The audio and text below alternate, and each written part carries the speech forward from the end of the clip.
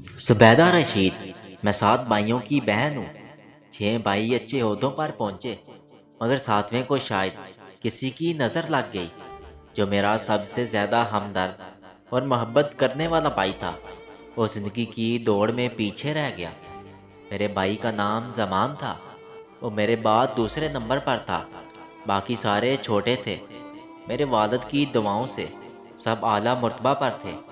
زمان کو بھی وہ دعائیں دیتی تھی، سب بچوں سے زیادہ چاہتی تھی، مگر ایف اے کے بعد وہ پولیس میں بھرتی ہو گیا۔ اگرچہ پڑھنا چاہتا تھا، لیکن میرے والد کا خواب تھا کہ ان کا ایک بیٹا پولیس میں افسر بنے۔ والدہ اس امر کے خلاف تھی، لیکن والد صاحب کے اصرار پر اسے پولیس میں بھرتی ہونا پڑا۔ ماں نے کہا، دیکھ بیٹا، تو پولیس میں تو بھرتی ہو گیا ہے، لیکن میری آخرت کا خیال رکھنا، کبھی حرام نہ کھانا۔ بھائی زمان نے ماں کی یہ بات گرہ میں باندھ لی۔ اس محکمے میں 10 سال سروس کی، کبھی ایک پیسہ بھی حرام کا اپنی جیب میں نہ ڈالا۔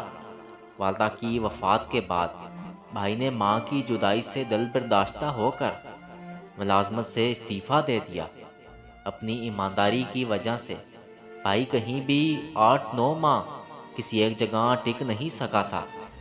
زمان بھائی کی بہادری کا یہ عالم تھا کہ ایک بار ایک مجرم کو پکڑا تھا۔ اس نے بہت کہا، انسپیکٹر مجھے چھوڑ دو تو میں تمہیں اتنا پیسہ دوں گا کہ مالا مال ہو جاؤ گے، مگر زمان نے نہ مانا۔ اس نے دھمکیاں دی کہ اگر مجھے تمہاری وجہ سے جیل ہو گئی تو میں واپس آ کر تم کو مار دوں گا۔ بھائی نے اس کے منہ پر تھپڑ مارا اور کہیں آگے بڑھا دیا۔ 6 ماہ بعد زمان کا ٹرانسفر ہو گیا۔ پھر ایک دن وہ مجرم آزاد گھومتا نظر آیا۔ اس نے صرف اتنا کہا، انسپیکٹر میں نے بہت پولیس والے دیکھے ہیں، لیکن تم جیسا نہیں دیکھا۔ میں تمہارا احترام کرتا ہوں، کبھی کوئی کام پڑے تو مجھے بتانا، بس تم اپنے آپ کو ٹھیک کر لو۔ بھائی نے جواب دیا۔ کچھ عرصے بعد وہ مجرم پولیس مقابلے میں مارا گیا۔ بھائی نے ماں کو واقعہ سنایا تو ماں کے منہ سے بے اختیار نکلا، اے اللہ ہر ماں کو نیک اولاد دے۔ اللہ جانے وہ کس بد نصیب ماں کی اولاد تھی، اللہ اس کی مغفرت کرے، آمین۔ میری ماں ایک نرم مزاج کی خاتون تھی۔ جب بیٹے کسی خطرے میں گھر جاتے تو سجدے سے سر نہ اٹھاتی، مگر ان کو فون پر یہی کہتی تھی، بیٹے قدم پیچھے نہ ہٹانا، بہادری دکھانا بزدلی نہیں، ورنہ اپنا دودھ نہیں بخشوں گی۔ امی جان ہر وقت وضو کی حالت میں رہا کرتی تھی۔ وہ کہتی تھی، میں ہر لمحے اپنے بچوں کی عافیت اللہ سے مانگتی ہوں اور دعائیں کرتی ہوں، اس لیے وضو کی حالت میں رہنا ضروری ہے۔ مجھ سے کہتی تھی، میں ہر لمحے اپنے بچوں کی عافیت مانگتی ہوں اور دعا کرتی ہوں، اس لیے وضو کی حالت میں رہنا ضروری ہے۔ مجھ سے کہتی، بیٹی تیرے بھی 3 بیٹے ہیں، اگر انہیں اعلیٰ عہدوں پر دیکھنا چاہتی ہو تو انہیں بہادر بناؤ اور ہمیشہ وضو کی حالت میں رہنے کی کوشش کیا کرو کہ باوضو ہو کر دعائیں مانگی جائیں تو قبول ہوں گی۔ جب مرگ میں مبتلا ہوئی تو بیٹوں کو اکٹھا کیا اور کہا کہ میرے بچوں، میرے پاس جو زیور میرے میکے کا ہے وہ میں یتیم بچیوں کو دینا چاہتی ہوں۔ اگر میری اولاد میں سے کسی کو اس پر اعتراض ہو تو بتا دو، میں اس کا حصہ جو بنا ہوگا دے دوں گی۔ ہم 8 بچوں نے یک زبان ہو کر جواب دیا، ماں آپ ضرور اپنا زیور یتیم بچیوں کو دے دیجئے، ہم میں سے کسی کو کوئی اعتراض نہیں۔ پھر انہوں نے کہا، یتیم خانے میں موجود 4 بچیوں کی شادی کے انتظامات ہو رہے ہیں۔ انہوں نے یہ زیور ان کو دے دیا۔ میرے 6 بھائیوں کی شادی ہو چکی تھی، ایک زمان باقی تھا۔ اماں نے اس کے لیے لڑکی کی تلاش کر رہی تھی، مگر زندگی نے مہلت نہ دی۔ بھائی کی تو ان کی وفات سے ایسا دھچکا لگا کہ دنیا کی ہر چیز سے دل چاٹ گیا اور نوکری چھوڑ دی۔ ان کے اعلیٰ افسر نے کہا، ایسی بے وقوفی نہ کرو، مگر وہ نہ مانا۔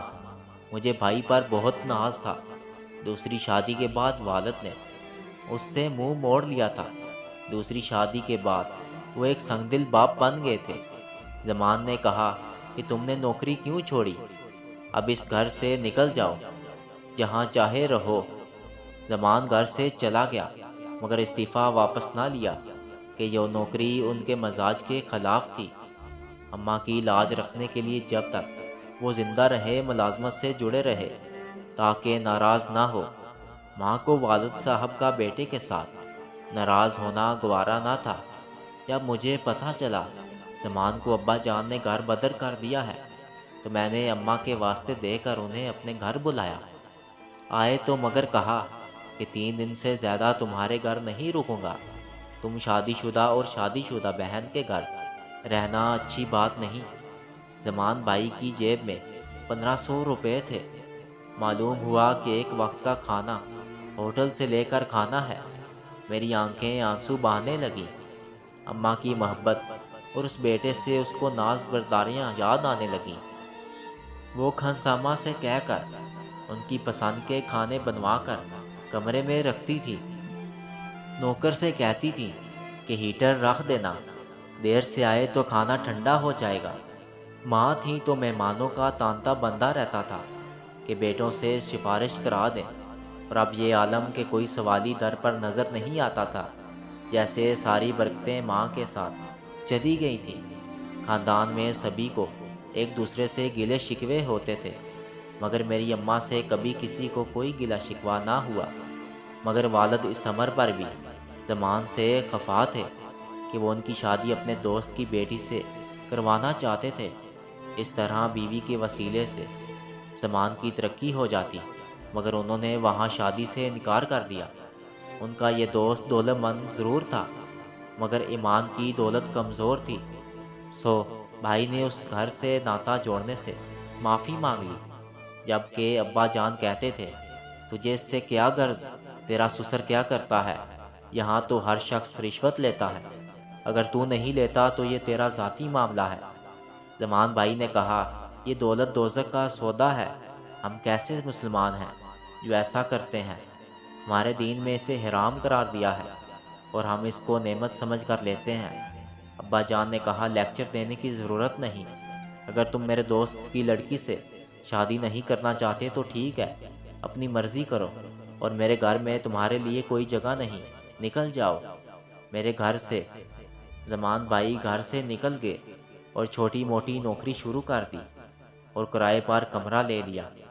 ان کے دوست بہت اچھے تھے، انہوں نے رہنے کا انتظام کر دیا۔ چند دنوں کے بعد وہ سعودی عرب چلے گئے۔ جب مجھ سے ملنے آئے اور بتایا کہ میں سعودیہ جا رہا ہوں تو میری آنکھوں سے آنسو آ گئے۔ مشکل سے بھائی کو رخصت کیا، دعائیں دی، سلامت رہیں، اللہ کامیابیاں دے، آمین۔ فون پر رابطہ رہتا تھا۔ شروع میں ملازمت نہیں ملی، پھر کچھ دنوں کے بعد ایک فرم میں مل گئی تو مجھے بہت خوشی ہوئی اور اللہ کا شکر ادا کیا۔